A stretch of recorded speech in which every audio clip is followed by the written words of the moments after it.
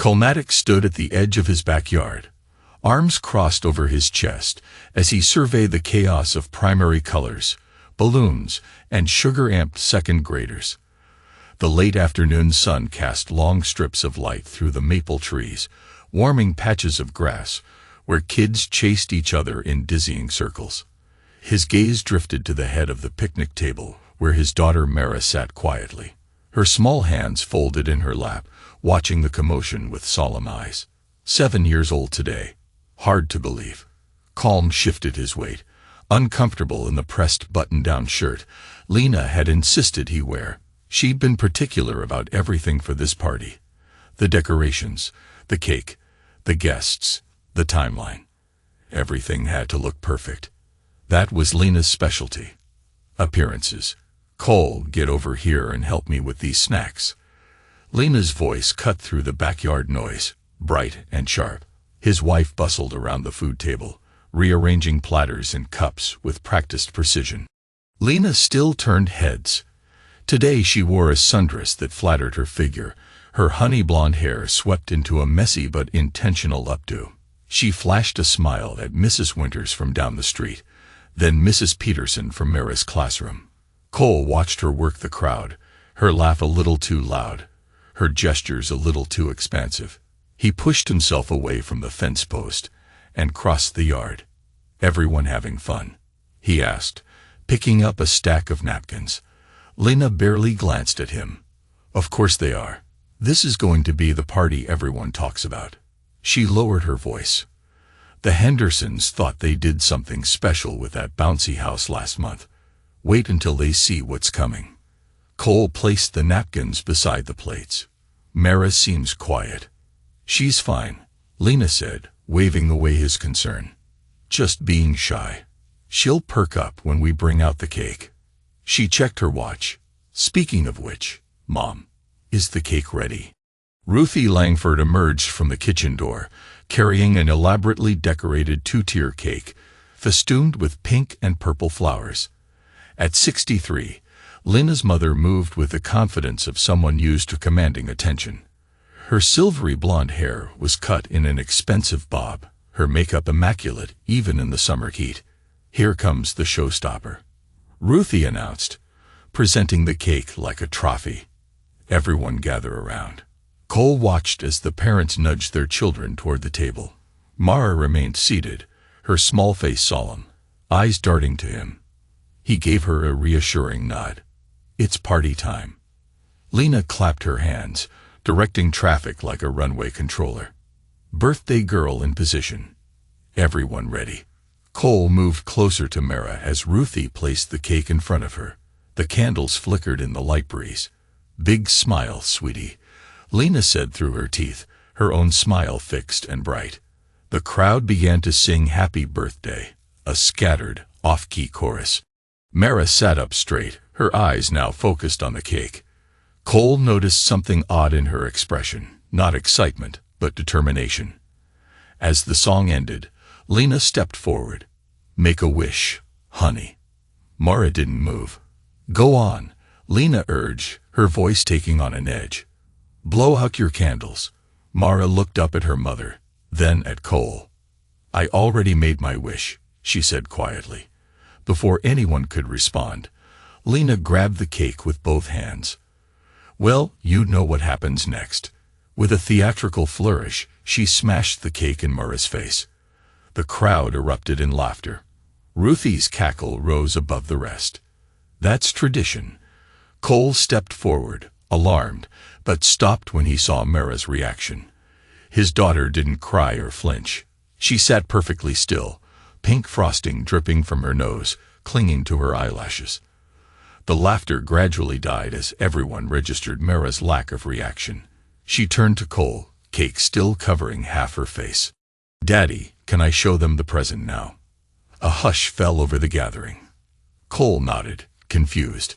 "What present, sweetheart?" Mara slid off her chair and walked to the side table where gifts were piled. She bypassed the wrapped packages and reached for a plain box Cole hadn't noticed before. Opening it, she pulled out a USB drive. "I need to plug this in," she said, her voice steady. She walked to the outdoor television setup Lena had insisted on for showing party videos. Cole's confusion deepened. He glanced at Lena, whose smile had faltered slightly. "Honey, let's open the presents first," Lena suggested, her voice strained. "The cake is. This is important," Mara interrupted, plugging the drive into the television. The screen flickered to life. A folder opened displaying a series of files. "I found these on Mom's computer," Mara said, her voice clear in the sudden silence, "when I was looking for pictures for my school project." She clicked on the first file. A series of text messages appeared on screen. Cole read the first few lines and felt his stomach drop. "Ansel, miss you already. When can we meet again?" "Lena, soon. He's working late Thursday. Come over after 8. More messages followed. Dozens, hundreds, all between Lena and someone named Ansel. The timestamps spanned months. The content grew increasingly intimate. "Ansel, last night was amazing. Can't stop thinking about you. Lena, me too. I want more. They'll be gone all weekend for that job in Seattle." The guest stood frozen, eyes darting between the screen, Lena, and Cole. Ruthie had gone pale, her hand clutching her necklace. Then came the photos. Lena entering a hotel, leaving with a tall, lanky man with curly hair and glasses. Timestamps, dates, times. Cole recognized the man. Ansel Bright, the drama teacher from Mara's school. The quirky one Lena volunteered to help with costume design. The one she'd spent countless evening meetings with over the past year. The backyard had gone completely silent, except for the occasional gasp from a guest. Cole turned to Lena. Her face had drained of color, eyes wide with panic. "Cole," she whispered, "I can explain." He held up his hand, silencing her, then looked at his daughter, still standing by the television, frosting drying on her cheeks. "Mara," he said quietly, "why don't you go inside and clean up? I'll take care of this." She nodded, relief washing over her small features. She walked to him, and he bent down. She whispered in his ear, "I'm sorry, Daddy. I didn't want any more lies." As Mara walked toward the house, Cole straightened and surveyed the stunned faces of their neighbors and friends. He cleared his throat. "Thank you all for coming," he said, his voice steady. "The party's over." That night, after the guests had awkwardly departed and Mara had been tucked in bed, Cole packed a duffel bag with essentials. He worked methodically, selecting items with careful precision. 3 work shirts, jeans, underwear, socks, toiletries. The movements kept his mind occupied, prevented him from thinking too much. Lena hovered in the bedroom doorway, her face streaked with tears, makeup smudged. "Please talk to me," she begged. It wasn't what it looked like. Cole zipped the bag shut and lifted it onto his shoulder. He walked past her without making eye contact. "Cole, please." She grabbed his arm. "It was a mistake, a stupid mistake. I got caught up in." "In what, Lena?" His voice came out low and controlled. "In lying to me for months and sneaking around while I worked and having Ruthie cover for you. I'm not interested." He shook off her grip. He walked down the hallway, pausing at Mara's door, pushing it open slightly. He saw she was still awake, sitting up in bed with a book. "You going somewhere, Daddy?" she asked, her voice small. Cole set down his bag and entered her room, sitting on the edge of her bed. "Just to the garage apartment for a while. I built it good and solid, remember. It'll be fine. Because of what I showed everyone." He took her small hand in his. "No, sweetheart, because of what your mom did. Not because you told the truth." She nodded, considering this. "Are you mad at me?" "Never," he said firmly. "I'm proud of you for being brave, for standing up for what's right." Mom's crying. People cry when they get caught doing wrong things. Mara digested this, then asked, "Will you still take me to school?" "Every day," Cole promised. He kissed her forehead. "Now get some sleep. Tomorrow's a new day." He retrieved his bag from the hallway and headed downstairs. Lena was waiting at the bottom, arms wrapped around herself. "This is insane," she said, her voice cracking. "You can't just leave." "I'm not leaving," Cole replied. "I'm staying in the garage apartment. I'll still be here for Mara." "For how long?" "As long as it takes." "For what? To punish me?" Her voice rose, taking on a shrill edge that always grated on his nerves. "To make me suffer." Cole paused with his hand on the front door. "I don't have to make you suffer, Lena. You did that to yourself." He opened the door. "Don't follow me." Outside, the night air was cool against his face. He crossed the driveway to the detached garage with a small apartment he'd built above it last year, a project Lena had supported, thinking it would add value to the property. Little did she know it would become his refuge. He climbed the external stairs and unlocked the door, flipping on the light.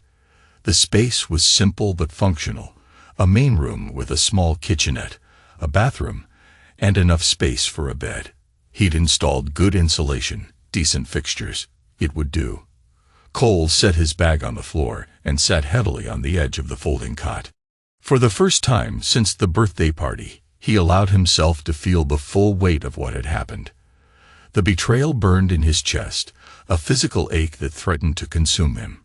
He removed his wallet and pulled out the photo he kept there. Him, Lena, and Mara at the coast last summer. All smiles and windblown hair. He stared at it for a long moment, then carefully tore it down the middle, separating himself and Mara from Lena. He placed their half back in his wallet and dropped Lena's half into the small trash can.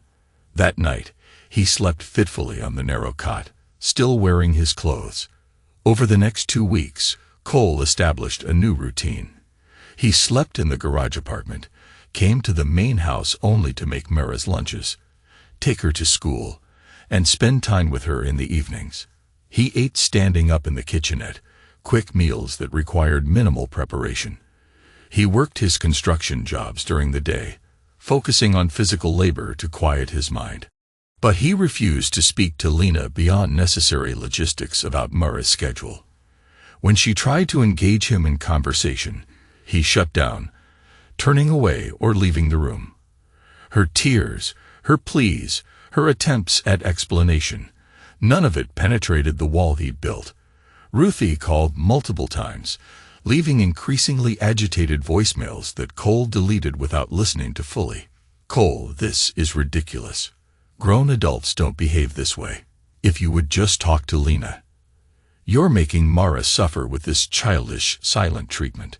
Each afternoon, Cole picked Mara up from school and brought her to the garage apartment, where they worked on homework or projects together. One day, while helping her with math, an idea struck him. "How would you feel about building something together?" he asked. Mara looked up from her workbook. "Like what?" "A go-kart. A real one that you could drive." Her eyes widened. "For real? With an engine and everything?" Cole nodded. "It's not that complicated. I could teach you how it all works. Gears, transmission, steering. Could we paint it purple? Any color you want." He smiled, the first genuine smile in weeks. That weekend, they drove to the hardware store and the local auto parts shop, gathering materials. Cole had saved a small air-cooled engine from an old lawnmower, and they found a sturdy metal frame that could be adapted with some welding. Mara picked out purple paint, insisting on a metallic finish. They set up shop in the corner of the garage, laying out tools and materials in organized rows. Cole showed Mara how to use a wrench, how to measure twice before cutting, how to draft a simple design plan. She absorbed it all with serious concentration, asking smart questions that sometimes surprised him. One evening, as they were working on mounting the engine, Lena appeared at the garage door. "What's all this?" she asked, trying to sound casual. "We're building a go-kart," Mara explained, not looking up from the bolt she was tightening. "Isn't that dangerous?" Lena stepped into the garage, eyeing the tools spread across the workbench. "Not if you know what you're doing," Cole replied, his voice flat. "Mara's a quick learner. I just think. We've got it under control." Cole positioned himself between Lena and the workbench. Was there something you needed? Lena hesitated and said, "Dinner's ready. I made lasagna. We already ate." Cole turned back to the engine. "Pizza. Thanks anyway." "Cole, you can't keep avoiding me forever." He looked up, his eyes cold. "Watch me." Lena's face crumpled slightly, but she straightened her shoulders. "At least let Mara come in for dessert. I made her favorite brownies." Mara looked up at her father, questioning. Cole sighed. "Up to you, kiddo. Can I bring one out here for you?" Mara asked him. "Sure." He managed a small smile. "Extra nuts if they have them." After Mara left with Lena, Cole sat on a shop stool, staring at the half-assembled go-kart. The familiar smell of oil and metal shavings was comforting. A world he understood and could control. Unlike his marriage, which had apparently been built on sand all along. He pulled out his phone and scrolled to a number he hadn't called in too long. After a moment's hesitation, he hit dial. "Well, look who remembered he has a phone." Tasha Farrell's voice came through the speaker, a familiar mix of warmth and sarcasm. "Only took, 3 weeks?" Cole leaned against the workbench. "Been a little busy." "So I've heard." There was a pause. "Small town, Cole. Word gets around." He closed his eyes. Of course Tasha would know. Everyone probably knew by now. "How bad is it?" "Depends on who you ask." He could picture her shrug, the way she always did when telling hard truths. "Some people think you're being harsh. Others think you're a saint for not burning all of Lena's clothes on the front lawn. And what do you think?" "I think you're doing what you always do, keeping it all locked inside while you figure out your next move." Another pause. "How's Mara handling it?" Cole glanced toward the house where lights spilled from the kitchen windows. "Better than expected. She's tough. Like her dad."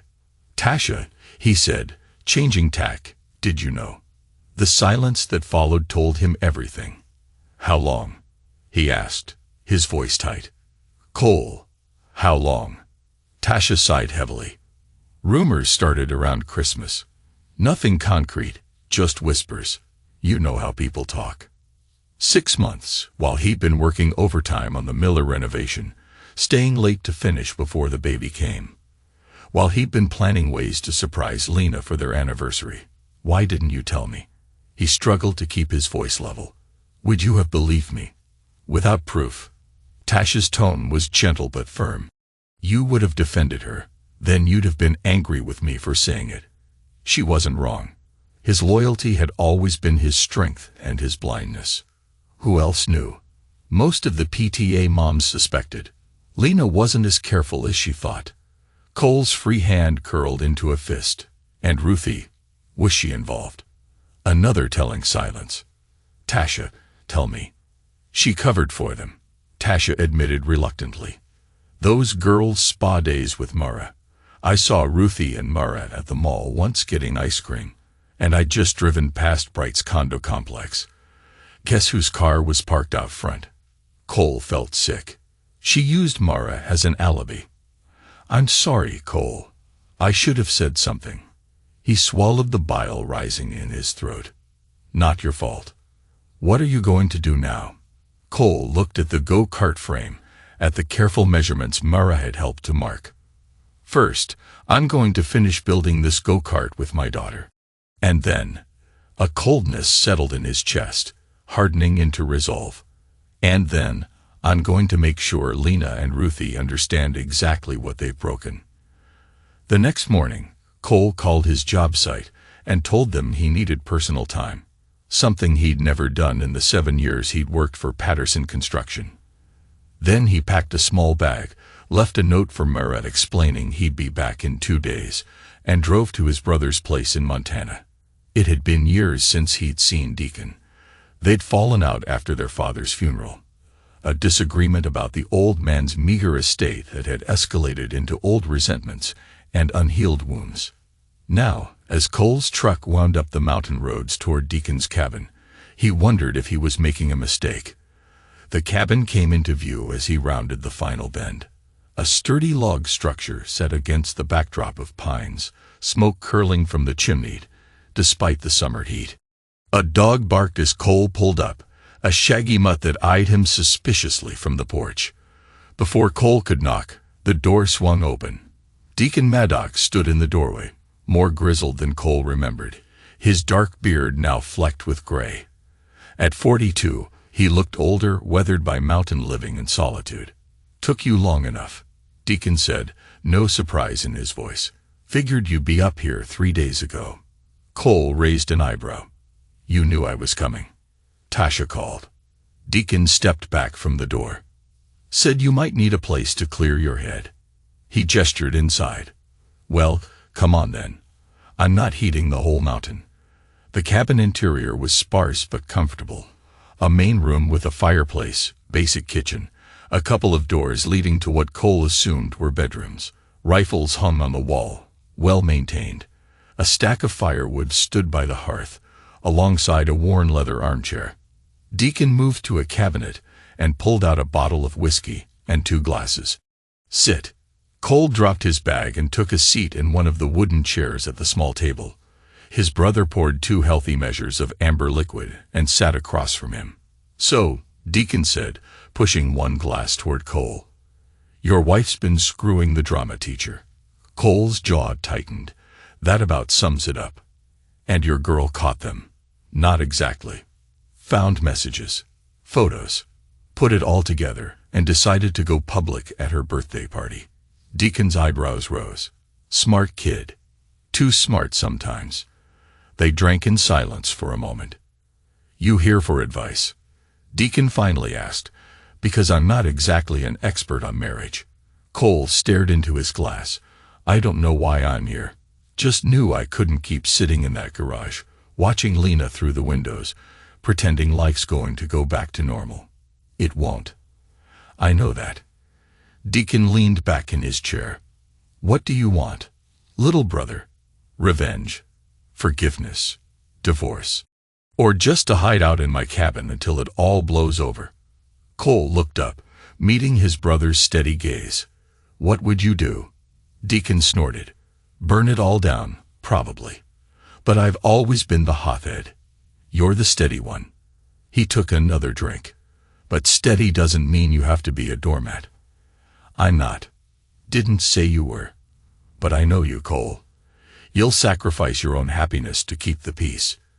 To do the right thing." Deacon refilled their glasses. "Question is, what's the right thing here? For you. For Mara." Cole thought about it. Really thought, for the first time since the party. "I want Mara with me. Full custody." Deacon nodded. "That's a start. And I want Lena to understand what she's done. Not just to me, but to our family. I want her to feel it. Now we're getting somewhere." Deacon leaned forward. "You want revenge. Make sure it don't eat you, or Mara. The kid matters more than pride." He fixed Cole with a hard stare. "But if you do it clean." "Meaning?" "No half measures. No emotional outbursts that make you look unstable. No violence. No threats." Deacon tapped the table for emphasis. "You want to win. Be cold as ice, and twice as hard." They stayed up late, talking strategy over the bottle of whiskey. Cole told Deacon everything about the affair, about Ruthie's involvement, about the Cold War now playing out in his home. Deacon listened, occasionally asking sharp questions that cut to the heart of the matter. By the time they turned in, Cole on the couch, Deacon in his bedroom, a plan had begun to take shape in Cole's mind. Not just reaction, but action. Not just survival, but victory. The next morning, over strong coffee and eggs, Deacon handed Cole a business card. "Friend of mine," he explained.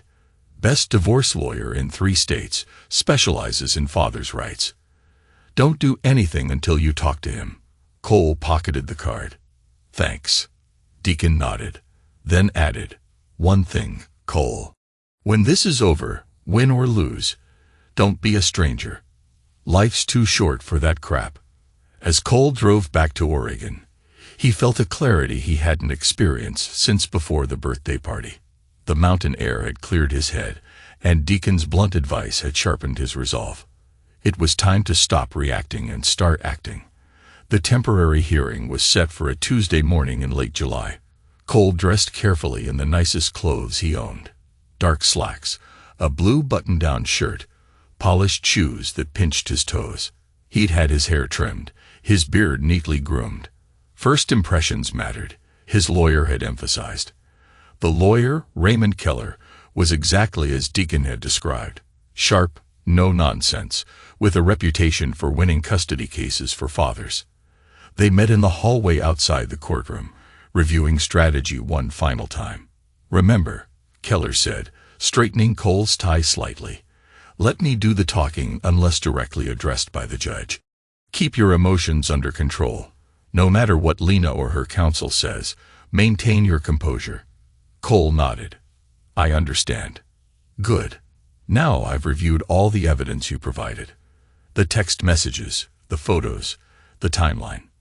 It's damning, but it's not a slam dunk. Judge Carroll is fair, but traditional. She'll be looking for stability, consistency, proof that you're the better custodial parent. That's why we have Tasha testifying." "Exactly. Character witnesses can make all the difference." Keller checked his watch. "It's time. You ready?" Cole took a deep breath. "As I'll ever be." They entered the courtroom to find Lena already seated with her attorney, an elegant woman in an expensive suit. Ruthie sat directly behind them, back straight, jaw set. She caught Cole's eye and gave him a look of pure contempt.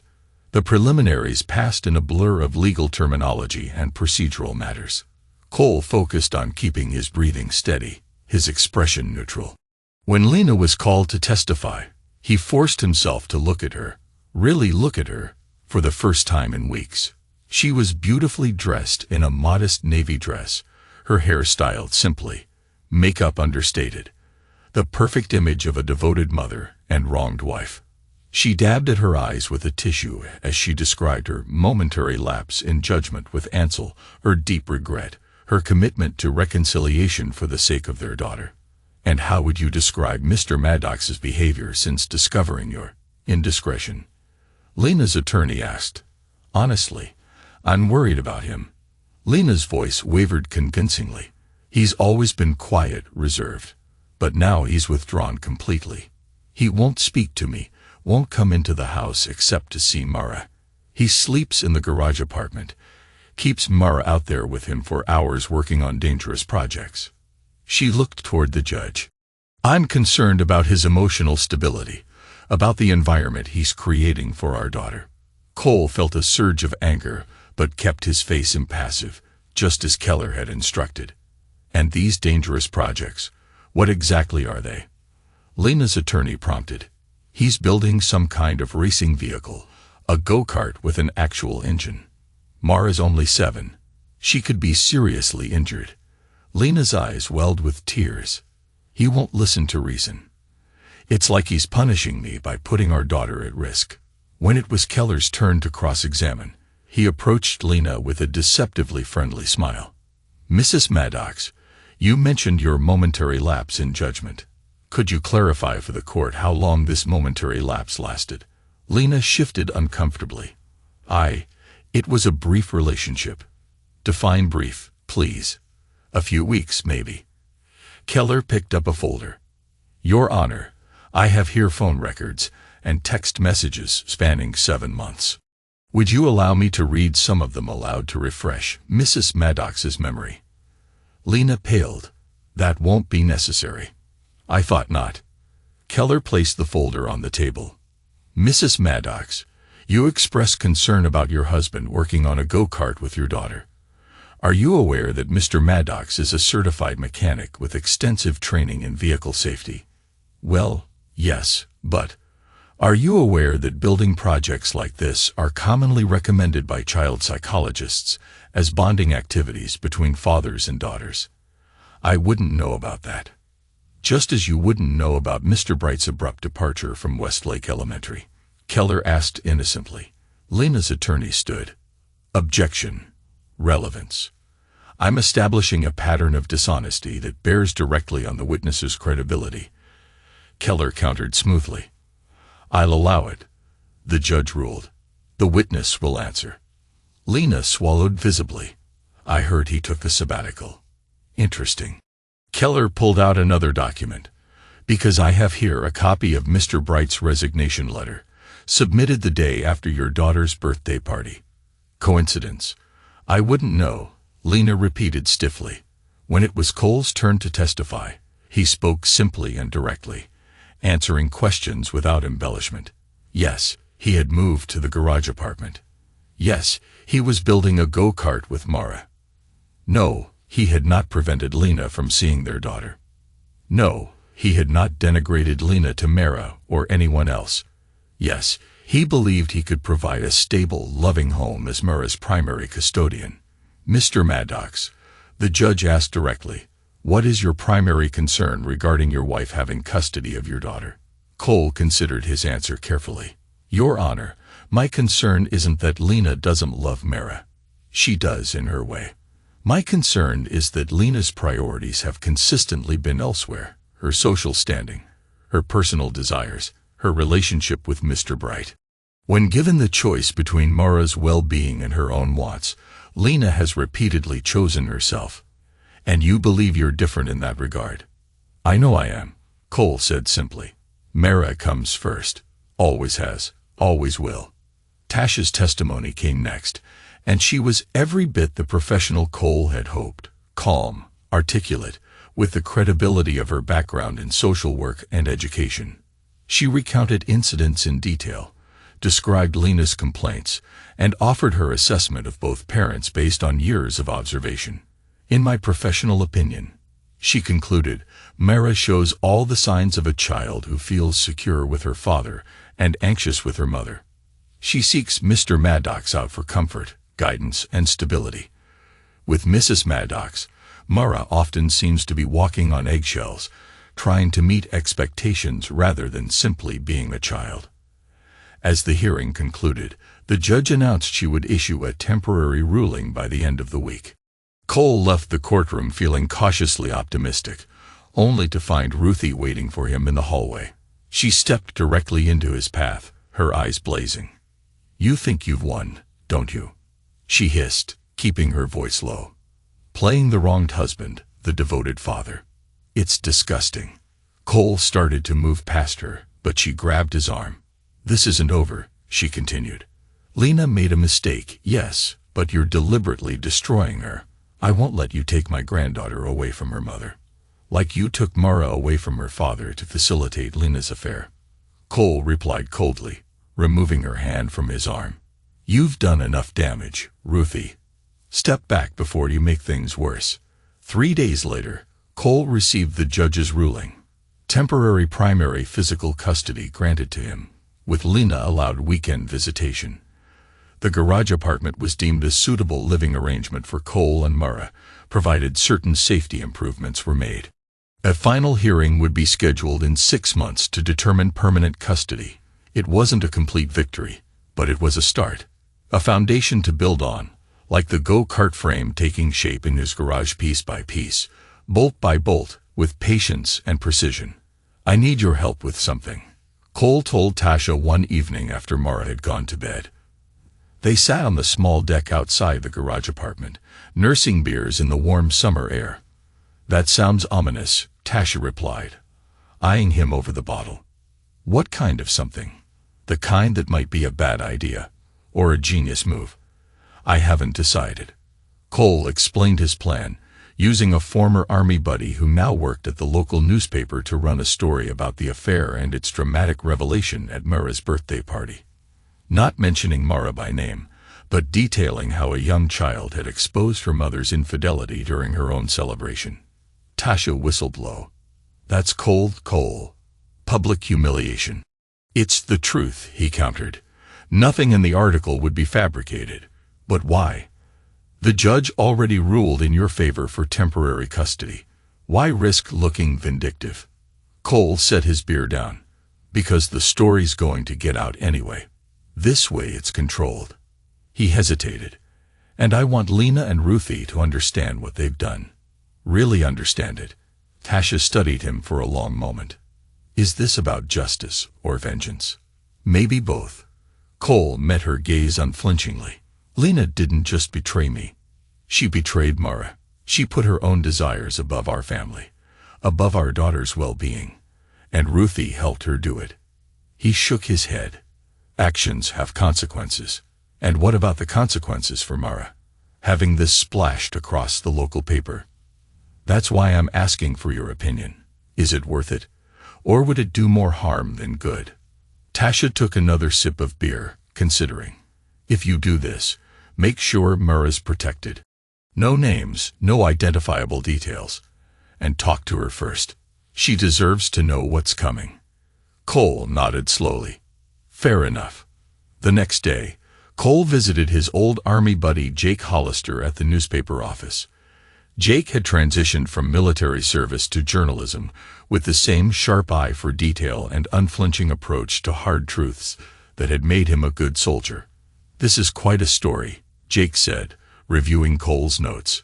Small-town scandal, traumatic public revelation, cover-ups. It has everything except sex tapes. Thank God. So you'll run it. Jake leaned back in his chair. Why do you want this published, Cole? Really? Because it's news. Bullshit. It's revenge. Jake's expression wasn't judgmental, just direct. Which I get, believe me. But I need to know your angle here. Cole considered lying, then decided against it. Jake deserved better. It's partly revenge, he admitted.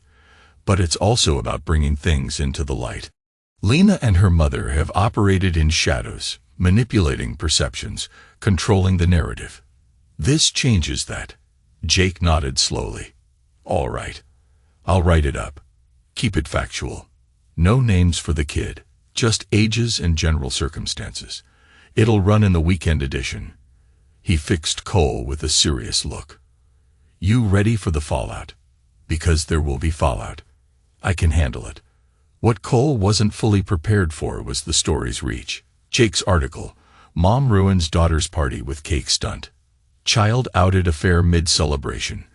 Didn't just run in the local paper. It was picked up by regional news sites, then shared across social media, becoming a minor viral sensation. The details were carefully anonymized. But anyone in town with half a brain could figure out who the story involved. The consequences were swift and severe. Ruthie was asked to resign from the PTA board, a position she'd held for years. Lena lost her job at Blue Sky Events, a company that specialized in children's parties. Ansel, already on sabbatical, submitted his formal resignation from the school district. And the whispers followed Cole everywhere. At the hardware store and Mara's school events, at the coffee shop. Some people avoided eye contact and embarrassed. Others offered awkward words of support. A few gave him looks of disapproval, clearly feeling he'd gone too far. Through it all, Cole maintained his composure, neither denying the story nor commenting on it. He focused on his work, on Mara, on the go-kart project that was nearing completion. One evening, about 2 weeks after the article ran, Cole received a call from an unfamiliar number. Is this Cole Maddox? A man's voice asked when he answered. Speaking. Who's this? Ansel. Cole's grip on the phone tightened. What do you want? To apologize. For whatever that's worth. It's not worth much. I know. A pause. I never meant for any of this to happen.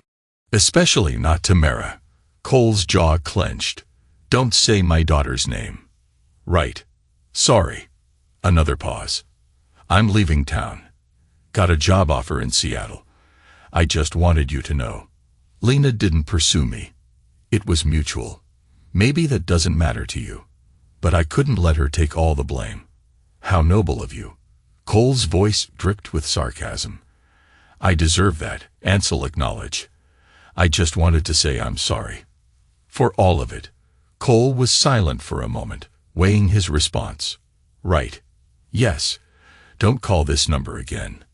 He ended the call and sat for a long time on the edge of his cot, phone in hand, thinking about what Ansel had said. Mutual. as if that somehow made it better. Knowing Lena had wanted the affair as much as Ansel had. In a way, it did clarify things. This wasn't a case of Lena being led astray, being manipulated or seduced. She had chosen this path knowingly and willingly, and that cemented Cole's resolve. There would be no reconciliation, no forgiveness, no second chances, just a clean break and a new beginning for him, and for Mara. The go-kart was finished on a Saturday in late August. Cole and Mara had worked on it every evening after dinner and most weekends, fitting the final pieces together with meticulous care. The frame gleamed with purple metallic paint, just as Mara had requested. The engine purred with a smooth, well-tuned sound that made Cole proud. "Can I try it now?" Mara asked, bouncing on her toes with excitement. Cole handed her a small helmet. "Safety first, remember." She rolled her eyes but accepted the helmet, adjusting it carefully. "How do I look?" "Like a professional racer," Cole assured her. "Now, remember what we practiced. Gas pedal on the right, brake on the left. Start slow, get a feel for it before you build up speed." Mara nodded solemnly, climbing into the seat. Cole had built it with adjustable components, knowing she would grow. Right now, the pedals were positioned perfectly for her 7-year-old legs, the steering wheel at the right height for her small hands. "Ready?" he asked, squatting beside the go-kart. She gave him a thumbs up, her face serious beneath the helmet visor. "Just around the driveway for now," Cole instructed. "No street driving until we're both confident." Mara pressed the gas pedal gently, and the go-kart lurched forward. She let out a small squeal, then regained her composure, guiding the vehicle in a careful circle around the driveway. Her second lap was smoother, her movements more confident. By the 5th lap, she was grinning widely, handling the controls like she'd been born to it. Cole watched with a mixture of pride and that ever-present caution that came with fatherhood, the constant calculation of risks and rewards. "Looking good, kiddo," he called as she completed another lap. As she pulled to a stop beside him, Cole noticed Lena standing at the kitchen window, watching. Their eyes met briefly before she turned away, disappearing into the house. "Dad, this is amazing," Mara exclaimed, removing her helmet. Her face was flushed with excitement, her eyes bright. "Can we enter the derby now?" The annual youth derby was a local tradition, held during the town's harvest festival. Kids from 8 to 16 competed in homemade vehicles, racing for trophies and bragging rights. "You're still a bit young," Cole reminded her. "The minimum age is 8, but I'll be 8 in May. The derby's not until October. Please, Dad." Cole pretended to consider, though he'd already made up his mind. "Well, if we keep practicing, and if you show me you can handle it safely, I suppose we could register." Mara launched herself at him, wrapping her arms around his neck. "Thank you, thank you, thank you. We're gonna win. I know it." Over the next 2 months, they refined the go-kart, making small adjustments to improve performance and safety. Mara practiced diligently, graduating from driveway circles to the empty church parking lot down the street, where she could safely build speed and practice turns. Cole registered them for the derby, listing himself as the builder and Mara as the driver. When the official acceptance came, Mara pinned it to the wall in the garage apartment, counting down the days. On the morning of the derby, Cole woke to find Mara already dressed in the racing outfit they'd put together, purple coveralls to match the go-kart, gloves, and her helmet beside her on the small kitchen table. "It's 5:30, Cole yawned, checking his watch. "The race doesn't start until 10. "I couldn't sleep," Mara admitted. "I'm too excited." Cole smiled, ruffling her hair. "How about some breakfast for the champion?" By 9 o'clock, they had loaded the go-kart onto Cole's truck and arrived at the fairgrounds where the derby would be held. Other contestants were already there, ranging from Mara's age to teenagers with sophisticated vehicles that pushed the boundaries of the homemade requirement. As they checked in, Cole noticed the looks and whispers that followed them. The newspaper story might have faded from immediate attention, but people still remembered. He kept a hand on Mara's shoulder, guiding her through the crowd. "Maddox, over here," a familiar voice called out. Tasha waved from the sidelines, coming to meet them. "Got here early to claim good seats. How's our racer feeling?" "Nervous," Mara admitted. "Some of these other go-karts look really fast, but none of them are as well built as yours," Tasha assured her, kneeling to eye level. "Your dad's the best mechanic in 3 counties. 4, Cole corrected with a small smile. "But who's counting?" The race was organized by age groups, with the youngest competitors going first. Mara's division included 5 other racers, all boys a bit older than her. They sized her up with skepticism as she waited at the starting line, her purple go-kart standing out among their more roughly constructed vehicles. "Racers ready," the announcer called. "On your mark, get set, go." The go-karts lurched forward, some faster than others. Mara's start was clean, just as they'd practiced, putting her in 3rd position as they rounded the first turn. Cole watched from the sidelines, his heart in his throat, despite knowing how capable she was, how safe they'd made the vehicle. By the halfway point, Mara had moved into 2nd place, handling the curves with a precision that drew cheers from the crowd. The boy in 1st place had a slight edge in raw speed, but his turns were sloppy, costing him precious seconds as they approached the final stretch. Mara made her move, accelerating smoothly on the inside of a turn, pulling even with the leader. For a moment, they raced side by side, the crowd on its feet. Then Mara's hours of practice paid off. She executed a perfect line through the final curve, gaining just enough advantage to cross the finish line a half-second ahead of the boy. The crowd erupted in applause. Cole let out a whoop of triumph, rushing to the finish line where Mara was bringing the go-kart to a controlled stop, just as they'd practiced. She climbed out, removing her helmet, her face split by an enormous grin. When she saw Cole, she ran to him, and he lifted her high in the air, spinning her around. "You did it," he exclaimed. "1st place." "We did it," she corrected, breathless with excitement. "Both of us." As the awards were presented, a small trophy and a blue ribbon, Cole stood behind Mara, his hands on her shoulders. The applause washed over them, a public recognition not just of their racing victory, but of their resilience, their bond. From the corner of his eye, Cole spotted Lena and Ruthie standing at the edge of the crowd. Lena wore large sunglasses despite the overcast day, her posture stiff. Ruthie's expression was thunderous, her disapproval radiating across the fairground. Cole met their gaze steadily, offering no acknowledgement beyond the simple fact that he saw them. Then he turned his attention back to Mara, to her moment of triumph, to the future they were building together. It wasn't just about winning a race, it was about showing Mara, and everyone else, that they weren't victims of circumstance. They were builders, creators, designers of their own path forward, and they were just getting started. The victory at the Derby shifted something in Cole's relationship with the town. The whispers changed in tone, became more admiring than scandalous. People stopped avoiding his eyes and started approaching him directly, complimenting the go-kart, praising Mara's driving, inquiring about his construction business. It was as if the race had transformed their narrative, from that family with the cheating scandal to that father-daughter team who built the winning go-kart. Cole welcomed the change, not for his own sake, but for Mara's. The custody arrangement continued as the judge had ordered. Weekdays with Cole, weekends with Lena. Mara seemed to have adjusted to the routine, though she often returned from Ruthie's house subdued, needing a day to regain her usual spark. "Grandma talks a lot about you," she confided one Sunday evening after returning from her weekend visit. "Not good things." Cole measured his response carefully. "What kinds of things?" Mara shrugged, picking at her dinner.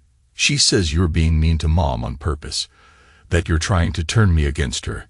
She looked up, her eyes serious. "I think Grandma doesn't know you very well." Cole smiled slightly. "I think you're right." The final custody hearing approached, scheduled for early November. Cole's lawyer assured him that things were looking favorable. The temporary arrangement had gone smoothly.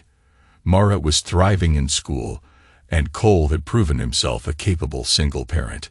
Then, 3 weeks before the hearing, Lena showed up at the garage apartment on a Tuesday evening, something she never did. Cole was helping Mara with homework when a knock came. He opened the door to find Lena standing there, looking pale and drawn. "I need to talk to you," she said, her voice shaky. "Alone?" Cole glanced back at Mara. "Why don't you finish those last 2 math problems in your room? I won't be long." Once Mara had disappeared into the small bedroom, Cole stepped outside, closing the door behind him. "What is it?" Lena twisted her hands together, avoiding his direct gaze. "I'm pregnant." The words hit Cole like a physical blow. He stared at her, processing. "Pregnant? Yes. And I'm telling you because it's yours." Lena finally looked up, her eyes glistening with tears. "It happened that last night before everything. I just found out for sure." Cole studied her face, looking for signs of deception. "That was nearly 4 months ago." "I know how it sounds," Lena said quickly, "but I've had a regular period since forever. You know that. And with all the stress." She took a shuddering breath. "I wasn't sure at first. I thought it was just stress symptoms. Then I started feeling movement, and I couldn't deny it anymore." Cole's mind raced, calculating timelines. It was possible, barely, but the timing was suspiciously convenient, just before the final custody hearing. "I want proof," he said flatly. "A paternity test. As soon as possible." Lena flinched as if he'd slapped her. "You think I'm lying? You think this is some kind of trick?" "I think the timing is convenient, and I think you and Ruthie are desperate to win custody." "This isn't about custody." Lena's voice rose. "This is about our child. Children.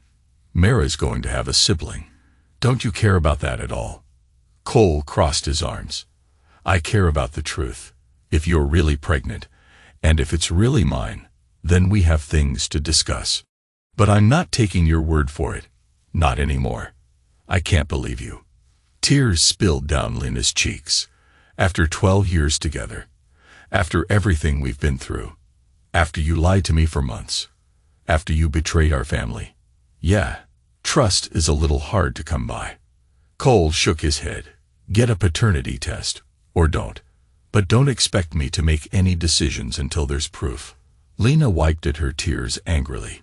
"You've changed, Cole. You used to be kind, understanding. You're right. I have changed." He turned back to the door. "Let me know when you're ready for the test." Inside, he found Mara sitting on her bed, pretending to work on homework, but clearly listening. She looked up as he entered, her expression worried. "Is Mom okay?" She sounded upset. Cole sat beside her, choosing his words with care. "Your mom has some news, but we're still figuring out if it's true or not." "What kind of news?" He hesitated, then decided on honesty. "She says she's going to have a baby."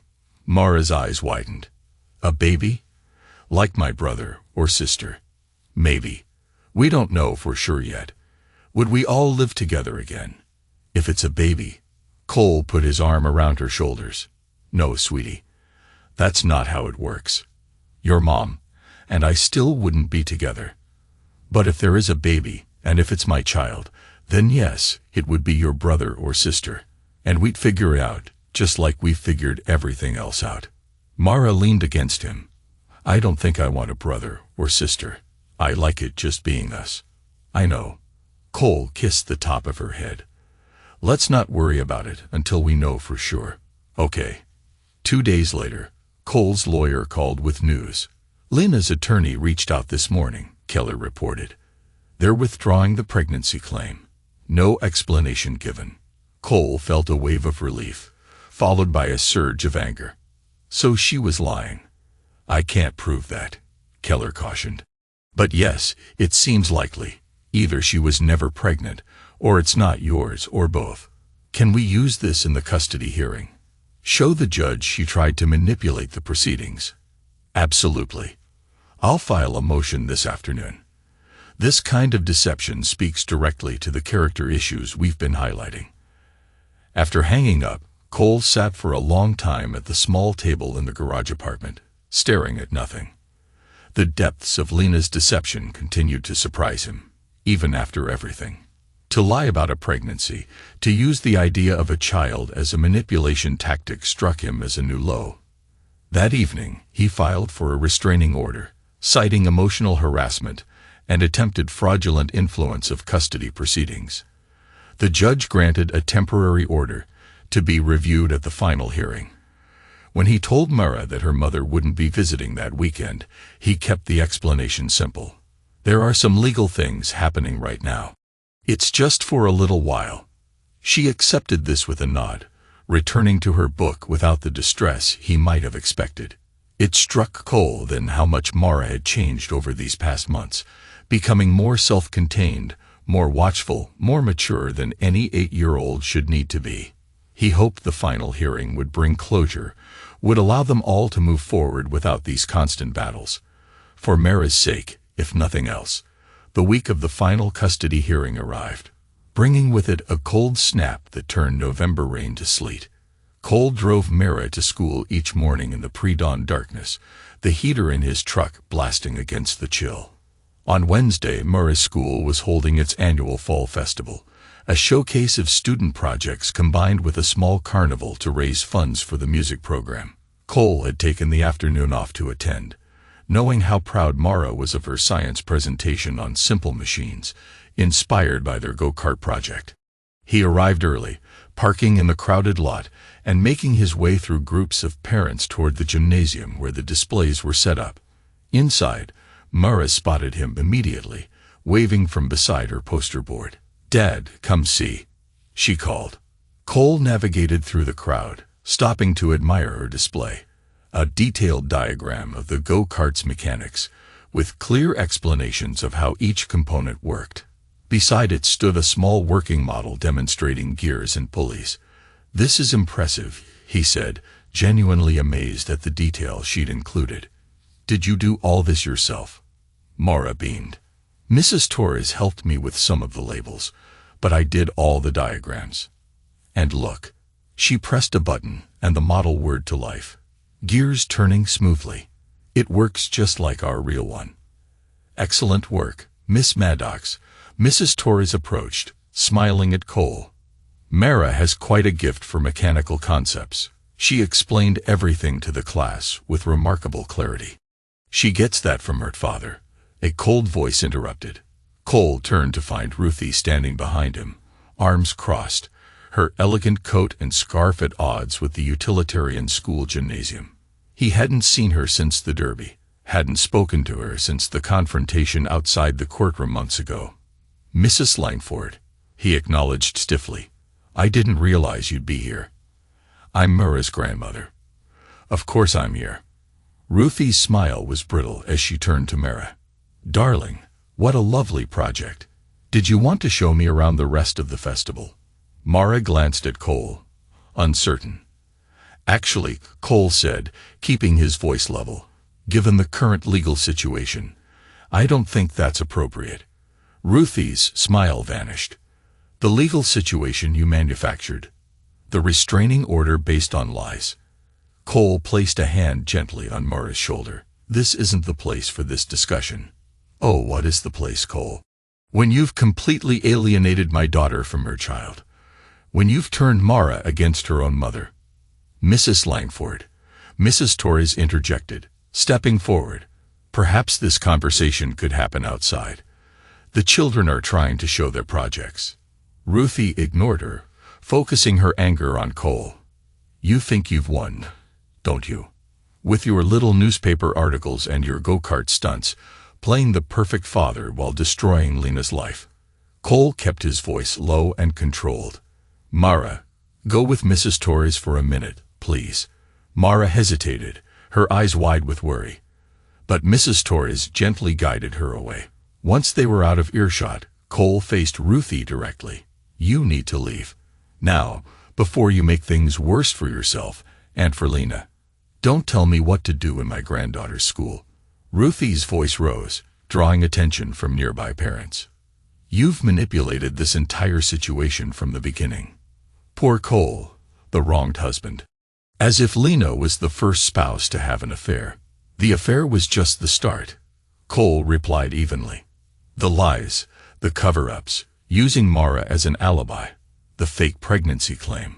Those were choices, bad ones. Fake pregnancy. Ruthie spat. More lies. She lost the baby because of the stress you put her under. There was no baby, Ruthie. We both know that. You drove her to collapse. She's in therapy because of you. Their confrontation had drawn a small crowd now. Cole was aware of phones being raised, videos being recorded. He kept his composure, refusing to match Ruthie's volume or hostility. This is exactly why the restraining order exists, he said quietly. You're creating a scene at a school event, upsetting Mara, spreading false information. False. False. Ruthie's voice reached a near shriek. You destroyed my daughter's marriage, her reputation, her career. You turned her own child against her. You're a monster, Cole Maddox, a vindictive, cold-hearted monster. From the corner of his eye, Cole saw the school principal approaching, his expression grave. Before the man could intervene, Ruthie lunged forward, shoving Cole hard in the chest. He took a step back, but didn't retaliate, keeping his hands at his sides. Mrs. Langford, the principal's voice cut through the commotion. That's enough. I'm going to have to ask you to leave the premises immediately. Ruthie turned to him, momentarily stunned by the intervention. Do you know what this man has done? Do you have any idea? What I know, the principal interrupted firmly, is that you've disrupted a school event and physically assaulted a parent. If you don't leave voluntarily, I'll be forced to call the police. The gymnasium had gone quiet. All attention focused on their confrontation. Ruthie looked around, suddenly aware of the spectacle she created, of the phones recording every moment. This isn't over, she hissed at Cole. Then, with as much dignity as she could muster, she turned and stalked toward the exit. The principal turned to Cole. Mr. Maddox, I apologize for that disruption. Are you all right? Cole nodded. I'm fine, but I'm worried about Mara. Mrs. Torres took her to the art room. I'll have someone bring her back when things calm down. Thank you. As the crowd dispersed, whispering and casting glances his way, Cole felt the tap on his shoulder. He turned to find a young teacher he didn't recognize. Mr. Maddox, I recorded the whole thing. She held up her phone. In case you needed it, for the court or whatever. That lady was way out of line. Cole hesitated, then gave her his email address. Thank you.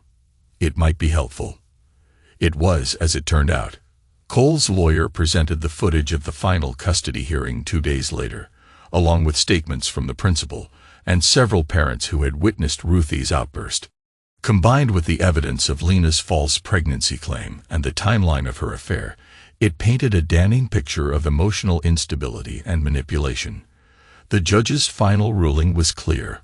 Full legal and physical custody awarded to Cole, with Lena granted supervised visitation until she completed a court-mandated parenting course and psychological evaluation. Ruthie was barred from contact with Mara outside of supervised settings. It was a complete victory, beyond what even Cole's lawyer had expected. As they left the courthouse, Keller shook Cole's hand firmly. That video was the nail in the coffin, he said. Couldn't have planned it better. I didn't plan it, Cole replied, watching Lena and Ruthie exit through a side door, both women looking shell-shocked. But I'm not surprised it happened.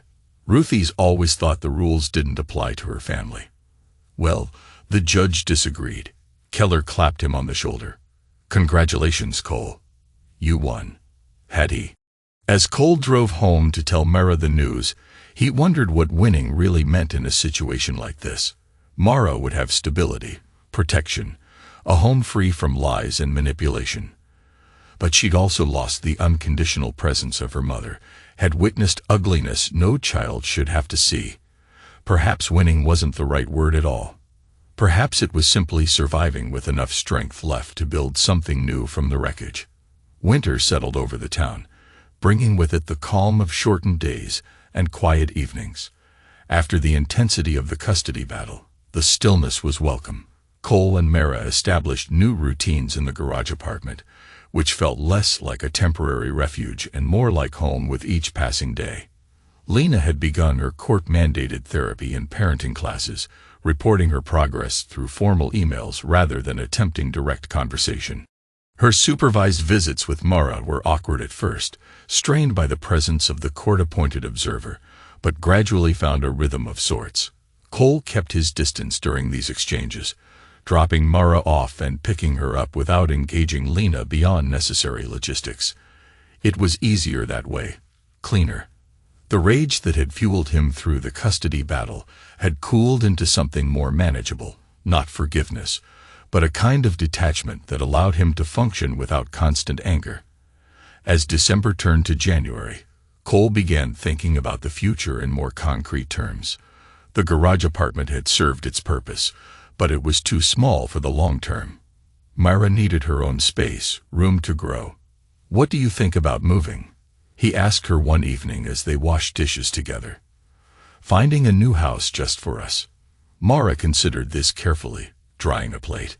"Would it be far from here? Would I have to change schools?" "Not if you don't want to.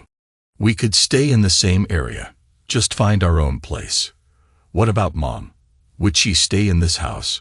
Cole paused, sudsy hands hovering over the sink. "That would be up to her. The divorce settlement gives her the option to buy out my half of the house or sell it and split the proceeds." Mara nodded, absorbing this. "I think I'd like a new house," she finally said. "One that's just ours, with a better garage for projects." Cole smiled. A better garage, huh? Priorities.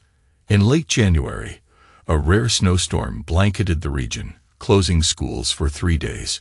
Cole and Mara built a snowman in the yard, had a spectacular snowball fight with Tasha, and spent evenings playing board games while a space heater hummed in the corner of the apartment.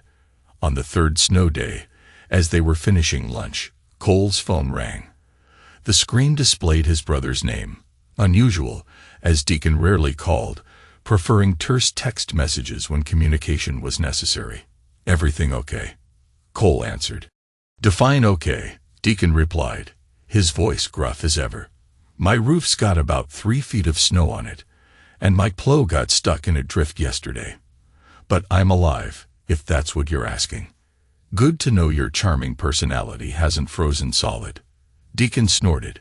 "Listen, I was thinking, spring comes late up here. But when it does, the fishing's good. Real good. Thought maybe you and the kid might want to come up for a week. Get some mountain air." Cole was momentarily speechless. In all the years since their falling out, Deacon had never invited him to visit, let alone suggested an extended stay. "You there?" Deacon prompted. "Yes, sorry. Just surprised." Cole glanced at Mara, who was watching curiously. "A fishing trip sounds great, actually. Mara's never been fly fishing." "High time she learned, then, from someone who knows what they're doing." "Meaning you." "Who else?" Cole could hear the smirk in Deacon's voice. "Planned for late May. After the snow melts, but before the tourists invade. I'll clear out the spare room." After hanging up, Cole explained the invitation to Mara. "Uncle Deacon wants us to visit." "For real?" Her eyes widened. "I thought he was a grumpy hermit who hated people." Cole laughed. "He is, mostly, but apparently he makes exceptions for us." "Can we go? Please." "Absolutely. As soon as school lets out." The winter months passed in a blur of work, school, and ongoing divorce proceedings. By early May, the legal matters were finally settled. The house would be sold with Cole and Lena splitting the proceeds. Lena had completed her court requirements and was granted standard visitation rights, though Ruthie remained limited to supervised contact. As the day for the Montana trip approached, Cole found himself looking forward to it with an intensity that surprised him. He'd been so focused on survival, on getting through each day, Each hearing, each confrontation, that he'd forgotten what it felt like to anticipate something purely positive. They left on a Saturday morning in late May, the truck packed with camping gear, fishing equipment, and enough snacks to sustain Mara through the long drive. As they pulled away from the house, soon to be listed for sale, Cole caught a glimpse of Lena watching from an upstairs window. He didn't wave, but he felt a strange sense of closure, of chapters ending and beginning. Montana welcomed them with wide skies and rugged landscapes that made even Mara, usually chatty, fall silent in appreciation. Deacon's cabin looked much as Cole remembered, though the surrounding trees seemed taller, the wilderness more encroaching. Deacon greeted them on the porch, the same shaggy dog at his side. He'd aged in the months since Cole's last visit, his beard more salt than pepper now, new lines etched around his eyes. But his handshake was firm, his nod of acknowledgement to Mara respectful rather than condescending. "So you're the go-kart racer," he said, eyeing her with approval. "Your dad says you've got good hands. We'll test that theory on a fly rod tomorrow." Mara straightened, rising to the challenge. "I'm a quick learner." "Good. You'll need to be. Fish up here don't give second chances." The cabin's spare room was Spartan but comfortable. 2 cots with worn but clean bedding, a small dresser, a window overlooking the pine forest. Deacon had cleared his tools and supplies, making space for their bags. "Not the Ritz," he acknowledged gruffly, "but it keeps the bears out." "Bears?" Mara's eyes widened. "Few grizzlies in these parts," Deacon confirmed, the ghost of a smile playing at his lips. "Nothing to worry about if you're careful. I'll teach you the rules." Over the next few days, they fell into an easy rhythm. Mornings were spent fishing in the clear mountain streams, Deacon proving a surprisingly patient teacher as he showed Mara the art of casting, of reading water, of thinking like a trout. Afternoons involved hiking the surrounding wilderness, gathering firewood, or improving the cabin's modest amenities. Cole found himself relaxing in a way he hadn't in years, perhaps even before the affair and its aftermath. There was something cleansing about the mountain air, the physical labor, the distance from the complications of his recent life. One evening, after Mara had gone to bed, exhausted from a day of successful fishing, Deacon brought out his good whiskey, a ritual Cole now recognized as his brother's way of signaling a serious conversation. "The kid's doing all right," Deacon observed, pouring 2 fingers into each glass. "Better than all right." "She's solid." "She is," Cole agreed, accepting the drink. "Stronger than she should have to be. That's the way it goes sometimes. Life doesn't hand out burdens based on fairness." Deacon took a sip, considering his next words. "You're doing good by her, Cole." "I see that." Coming from Deacon, this was high praise indeed. Cole nodded his thanks, unsure how to respond to such unexpected approval. "What about you?" Deacon pressed. "You doing all right?" Cole stared into his glass. "Getting there. The divorce is final. Custody settled. We're selling the house. It's over, I guess. Legally, maybe. But here." Deacon tapped his chest. "That takes longer. You speaking from experience." "Maybe." Deacon rarely discussed his own past, the relationships that had failed before he retreated to his mountain sanctuary. "All I'm saying is don't rush it. The anger, the hurt, it doesn't just disappear because a judge bangs a gavel." "I know that." "Do you?" "Because from where I sit, you've been so focused on winning, on protecting Mara, on making Lena pay, I'm not sure you've actually dealt with what happened to you." Cole felt a flash of defensiveness. "I've dealt with it fine." "Yeah. Then why do you still get that look when her name comes up?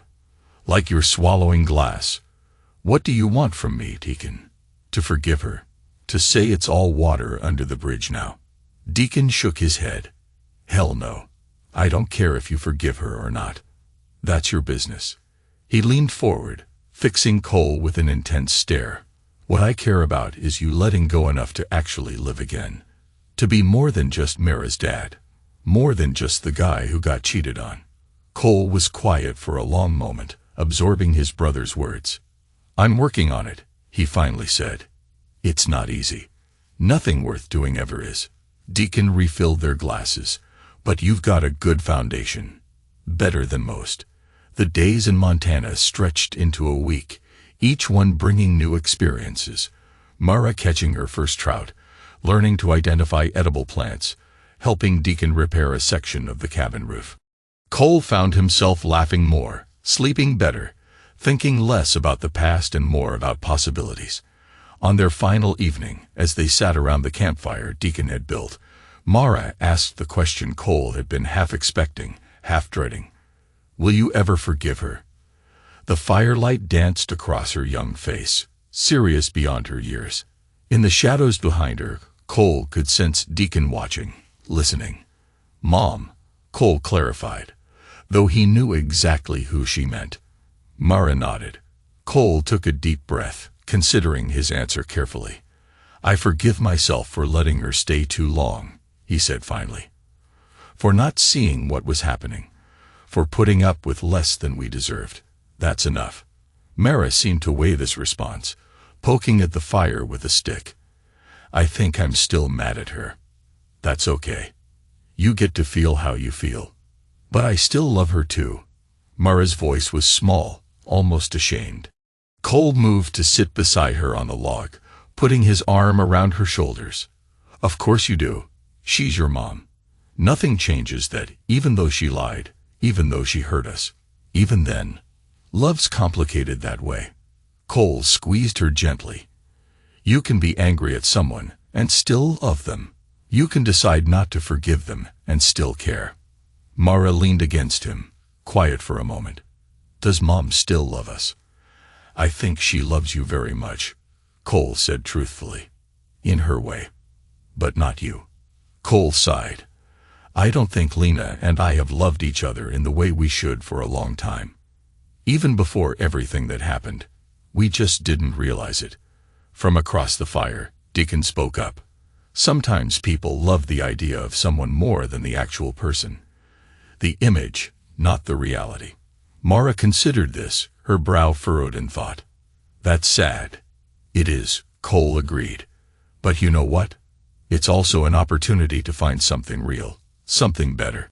He looked up at the star-filled sky, at the vastness of the wilderness around them, and felt a sense of peace that had eluded him for too long. Not completion, not an ending, but a moment of quiet in the journey, a chance to breathe before the next steps forward. By midsummer, the changes Cole had been planning began to take shape.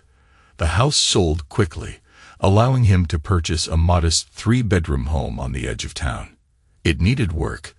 The kitchen was outdated, the bathrooms cramped, but it had good bones, a large backyard, and most importantly, a spacious detached garage with high ceilings and plenty of natural light. "This," Cole told Mara as they stood in the empty garage on moving day, "is where the magic's going to happen." She spun in a slow circle, taking in the potential. "It's perfect. Way bigger than the old one. Big enough for more than just go-karts," Cole agreed. "I've been thinking, what if we turn part of it into a workshop? Not just for us, but for other kids who want to learn how to build things." Mara's eyes lit up. "Like a class. Something like that. Nothing formal at first. Maybe start with some of your friends. Teach basic skills. See where it goes."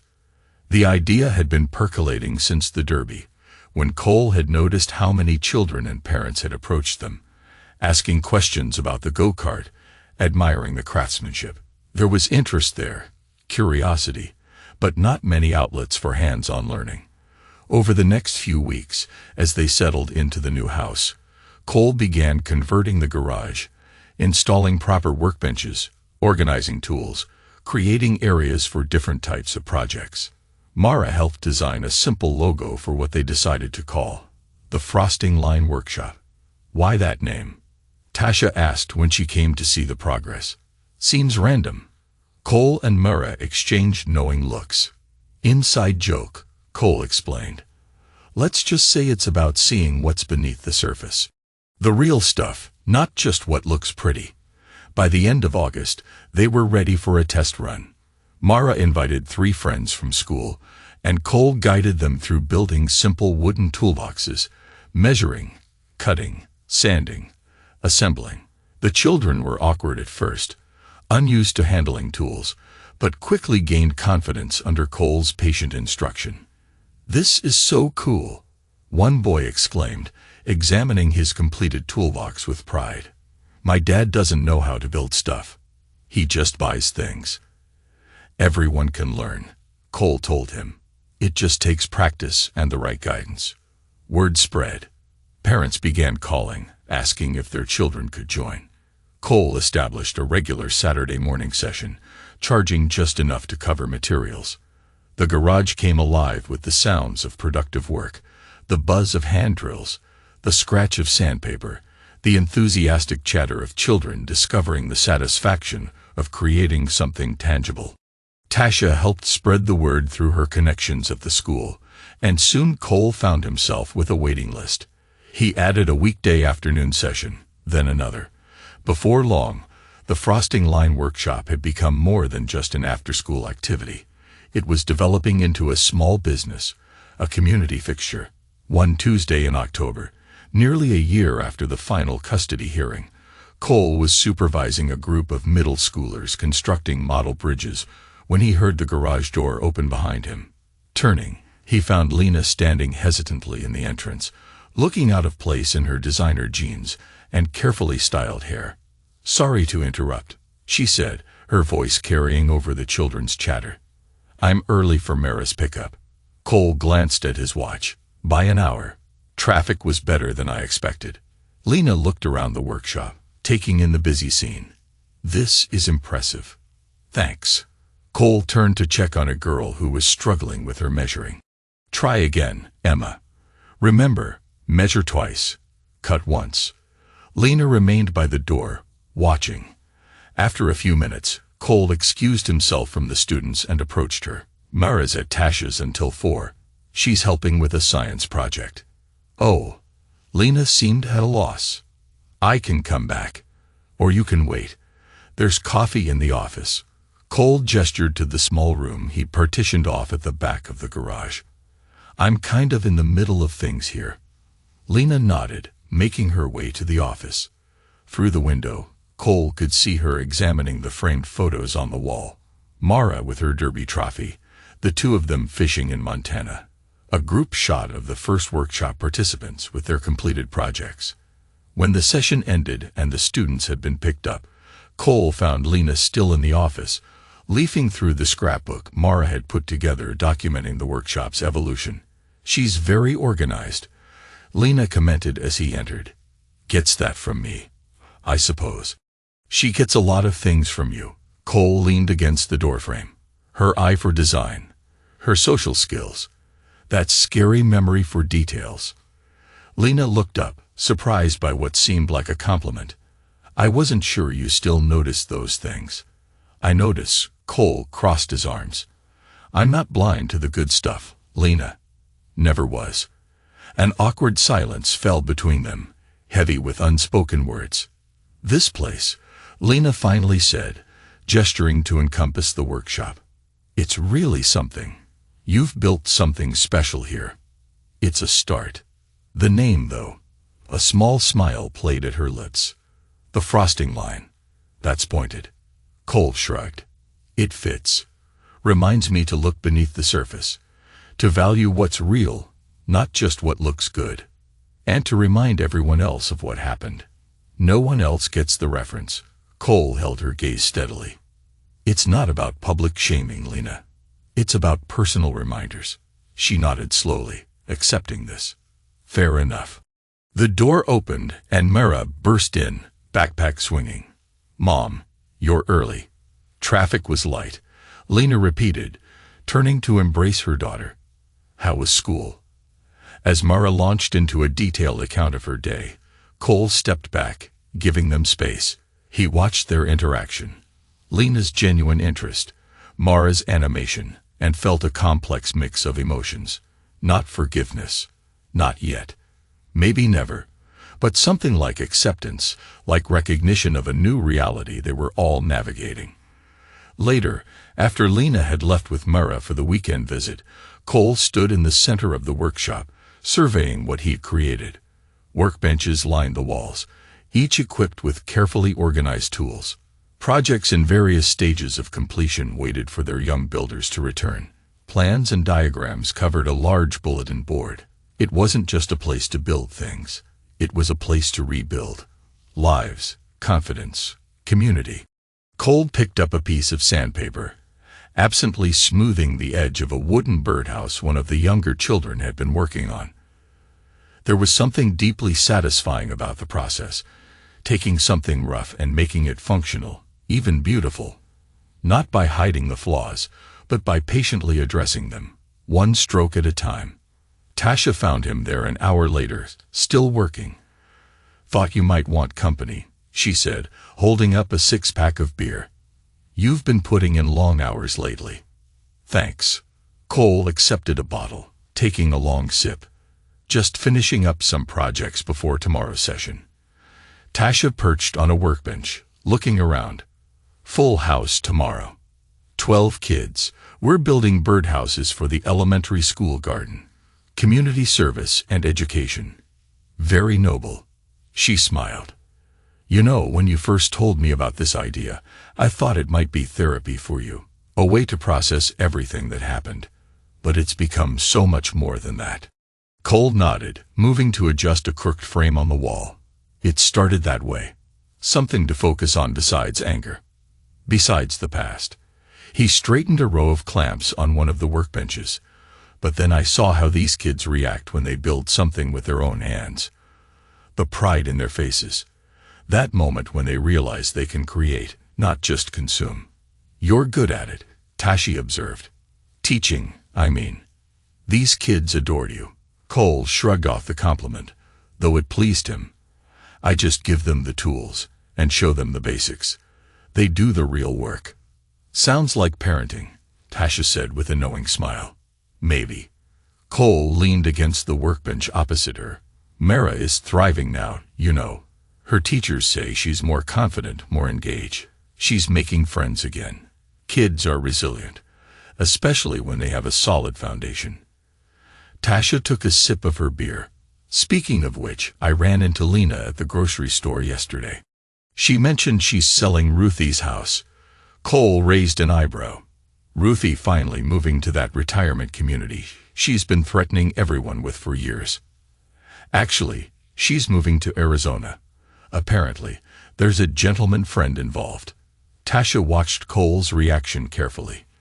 "Lena seems different these days. More grounded, like the old Lena from before." "Before what?" "Before she cheated. Before she lied about being pregnant."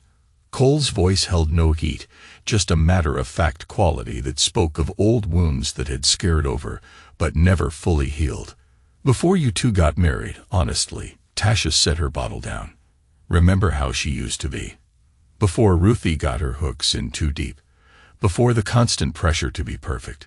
Cole was quiet for a moment, memories surfacing of the Lena he'd first met, laughing at his jokes, dirt on her knees from helping him plant a garden. Genuine in a way she rarely was in later years. "That Lena's long gone," he finally said. "Even if she wasn't, too much has happened." "I'm not suggesting otherwise," Tasha clarified. "Just making an observation. People change. Sometimes for the better." "Sometimes," Cole agreed non-committally. "Doesn't mean I have to care." Tasha smiled at his stubbornness. "No, it doesn't. But it might make co-parenting a little easier." The conversation shifted to other topics. Plans for expanding the workshop, a community festival where Cole had been invited to demonstrate basic woodworking, Tasha's new position on the school board. The easy friendship between them flowed naturally, comfortable and uncomplicated. Later, after Tasha had left, Cole locked up the workshop and walked to the main house. It still felt new after 3 months, but it was becoming home, a space he and Mara had created together, decorating and arranging to suit their tastes rather than Lena's carefully curated aesthetic. He made himself a simple dinner, ate at the kitchen island while reading a book on advanced woodworking techniques, then settled in the living room with a cup of coffee. The house was quiet without Mara, but it was a peaceful silence rather than a lonely one. His phone buzzed with a text message from her. "Good night, Dad. Made cookies with Mom. Saving you some. Love you." He smiled, typing back, "Good night, kiddo. Have fun. Love you too." Cole set the phone down and looked around the room. At the photos of Mara, at the small wooden sculptures they'd made together, at the books and games, and lived in comfort of it all. Not perfect, not glossy magazine-worthy, but real, honest, built on truth rather than appearances. The Frosting Line Workshop had become more than just a name or a place. It had become a philosophy, a way of living, seen beneath the surface, valuing substance over shell, building something solid, something that would last. Standing at the window, looking out at the workshop where the lights still glowed softly, Cole felt something unfamiliar but welcome spreading through his chest. Not happiness exactly. That seemed too simple a word. Satisfaction, perhaps. The knowledge that he had weathered the storm and emerged not just intact, but stronger. Not just surviving, but building, creating, growing. And in that moment, he knew with absolute certainty that they were going to be all right.